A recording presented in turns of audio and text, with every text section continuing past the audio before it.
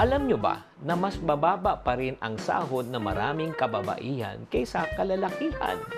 Dagdag pa natin yung maternity leaves, family duties. Nako!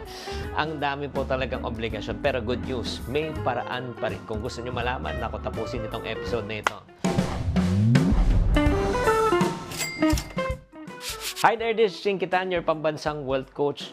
May nagsasabi po yung narinig nyo ba yung gender pay gap? Parang diskriminasyon, no?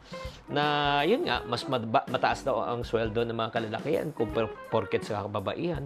Pero alam nyo, ito lang po kahit na maliit o malaki ang sweldo po, may paraan pa rin yan. Unang gagawin po natin, magsimula na po tayo ngayon. Kahit maliit lang po ang kita, basta consistent lang pag-iipon, kahit na pa 20-20, 50-50, 100. Di ba? Kung anong kaya mo sa isang araw, umpisan mo. Pangalawa, gamitin po natin yung savings, needs, and wants rule. Anong savings, needs, and wants? Portion po. Maglagay muna tayo sa pag-iipon. Kahit na 5%, kahit maliit lang po. Basta may naitatabi po tayo. Ang pag-iipon po, hindi mahalaga kung magkano po naipon. Ang mahalaga, na-develop mo yung habit ng pag-iipon. Pangalawa, needs muna. Unahin mo muna natin pangailangan bago ang kagustuhan. So, pasensya na po mga kababaihan. Iwasan muna natin mag-add to cart kung walang pang checkout. Pangatlo po, ang kailangan po natin dagdagan, di ba? Dagdagan po natin ang ating kaalaman, karunungan, mag-upskill po tayo para madagdagan ang ating kita. Pwede kayong mag-side hustle, pwede kayong mag-online business, pwede kayong mag-remote work, pwede kayong mag-affiliate marketing kung may full-time job kayo.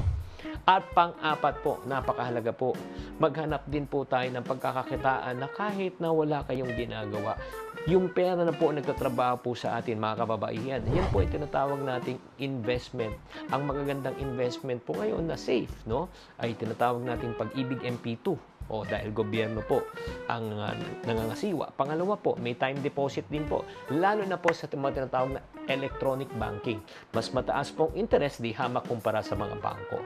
Kaya mga ka-friendship, kahit na meron tayong tinatawag na gender pay gap, pwede ka pa rin makaipon. Magsimula ngayon, mag-ipon ng tama, gawin natin priority ang iyong kinabukasan.